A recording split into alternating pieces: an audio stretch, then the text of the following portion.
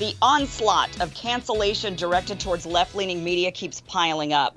During an appearance on Code Pink, journalist and activist Abby Martin called for a critical analysis of the mainstream media. Really, this Ukraine war hysteria and war drive really makes you realize that the media is just absolutely complicit in telling people what they should care about and really prioritizing conflicts over others, and as Chris Hedges so aptly says, what victims are worthy and which are unworthy. It's really incredible that the media can figure out ways to try to engage in war without going fully nuclear. Yet Abby Martin here, who has been a staunch anti-war voice, is the one that ends up getting canceled. Abby, thank you so much for joining us. Tell us what happened. Recently, you had a bunch of videos taken off of YouTube, completely removed, like 600 something videos. What is exactly going on? Yeah, I mean, this was the culmination of this years long kind of censorship campaign that ended up with the establishment really completely purging all Russian affiliated media content. And that includes just archives, huge swaths of anti-imperialist content from the likes of myself, Chris Hedges, and Lee Camp. These were 500 plus episodes of my old show Breaking the Set that ended in 2014. This did not violate the terms of service of YouTube's content management. This was simply political. This was tech giants acting on behalf of the US government to toe a certain narrative to bolster this foreign policy consensus. And Abby, for people who aren't familiar with RT, can you lay out like what the network was and what the relationship is with the Russian government? Because I think some people have the impression that it's just kind of a state-run propaganda outfit, but it's a little more complicated than that. It is. I mean, look, I look at the purview of all media kind of the same way. Everyone has questionable funding, and it's a matter of us as critical thinkers who are pushing media literacy to actually navigate all of these biases, advertising and sponsorship of all corporate media and state media. Russia Today is funded by the Russian government. It's in the name, Russia Today. It's very obvious. And it's upfront, right? So I think that you know that you're not going to necessarily get the truth about Russia watching Russia Today, but it offered a platform for anti-war dissidents. And this is a really fascinating aspect of the story that's being left out with all of these churned out formulaic pieces that just kind of give this Kremlin top-down propaganda machine, this kind of legacy painting without actually analyzing why RT existed. Why was it popular? It filled a gaping void in the corporate media that had failed to talk about third parties, failed to talk about anti-capitalist issues, and failed to uplift those voices on the margins, these fringe voices from across the political spectrum. And that's exactly what RT did. I don't think that we have to be in denial about why we were hired. But I think that it's really instructive when you look at actually what the US government said itself in its intelligence report that was supposed to be this end-all be-all indictment of Russian propaganda. It wasn't about propaganda. It was about uplifting these issues that the US corporate media did not want covered. Right. And I think that's so interesting. What do you make of this, somewhat new reality where the calls for censorship or for aggressive content moderation on various platforms is coming not just from the government, not just from, corporate interests or some kind of like narrow economic interest, but also from mainstream media, from media outlets that are progressive in some sense on some issues, saying that no, people should, this information is disinformation or we disagree with it. It should not be available for people to decide for themselves at all. I feel like this is the new ethos of the mainstream media, that these questions cannot be left to the people. It is totally for the gatekeepers to decide. Exactly. I mean, we have tech overlords basically curating our reality and tasking themselves with determining what is and what is not truth. And that's a very scary thing because I believe in critical thinking. So I want all perspectives. I want to be able to navigate everything and decide for myself what is reality, what is truth, and not have Silicon Valley overlords who are acquiescing to US foreign policy goals, determining that reality for me. And it's very scary because, as you mentioned, these are for-profit corporations, right? And I hear this time and again, oh, well, it's a corporation, right? If you don't like it, get off their service. Well, not exactly, because when you are overriding your main priority as a corporation of profit maximization and actually curtailing profiting by acquiescing and towing the line of the US government and basically changing the algorithms to purge content, right? This content was making them millions of dollars in advertising and sponsorships, but they decided to actually basically tow propaganda. I mean, this is the main function, is censorship and propaganda. Tech monopolies are an arm of the US government. And I think that's been crystal clear.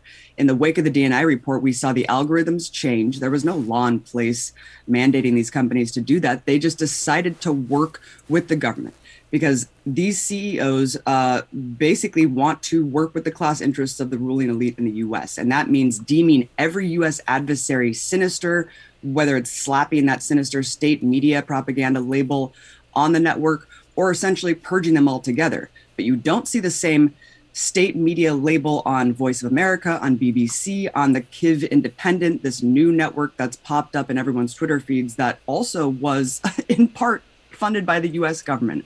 So it's just staggering levels of hypocrisy. And I think this is infantilizing.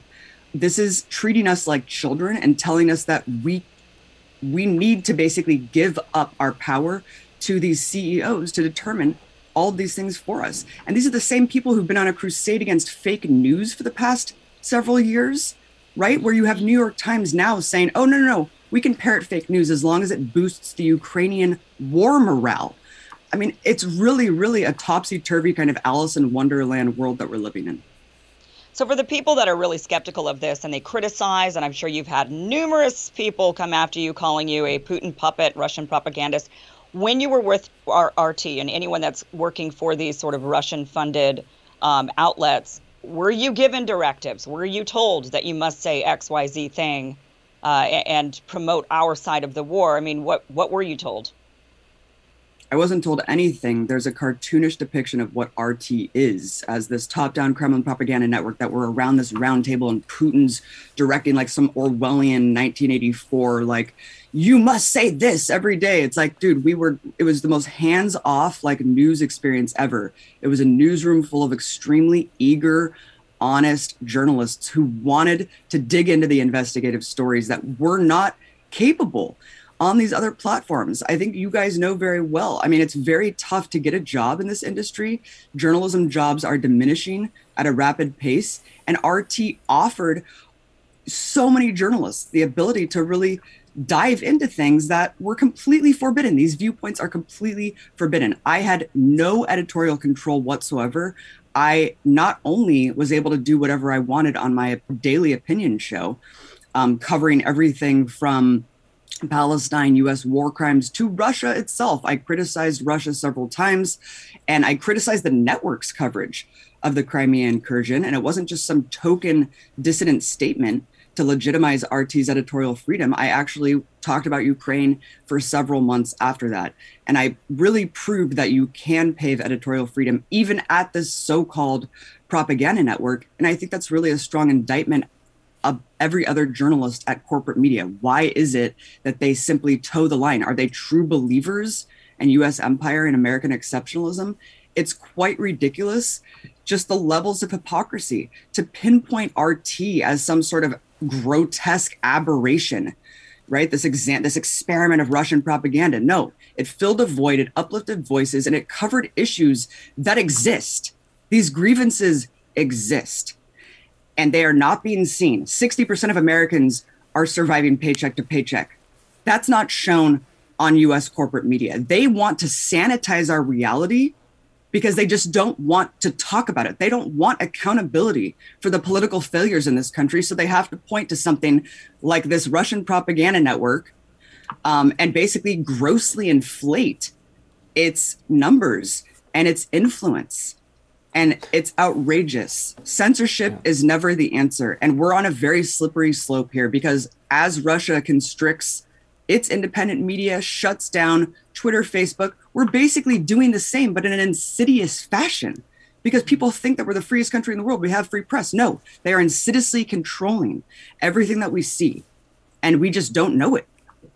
And I feel like the relationship between the kind of American media and RT evolved over the last couple of decades and was sort of a proxy for the way in which the Russian and U.S. relationships evolved. Like in the 90s and 2000s, RT was understood to be obviously a state-funded, Russian operation, but it was considered somewhat more respectable among the media class, and a lot of people would move in and out as producers or bookers, from RT to other places. When I was at HuffPost, we hired several people, who had gone in and out of RT at one point in their career, and that was sort of a normal thing that you did in the U.S. in the up through the say 2000s, early 2010s. But then you started to see a pivot as the relationship got frostier between the U.S. and Russia today then became kind of verboten to discuss or to appear on.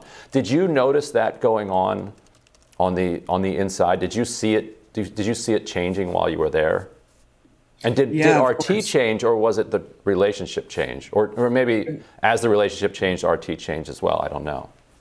I think that you hit it on the head. I think that as the U.S. relationship with Russia changed and shifted, then you saw basically the reflection and portrayal of RT dramatically shift.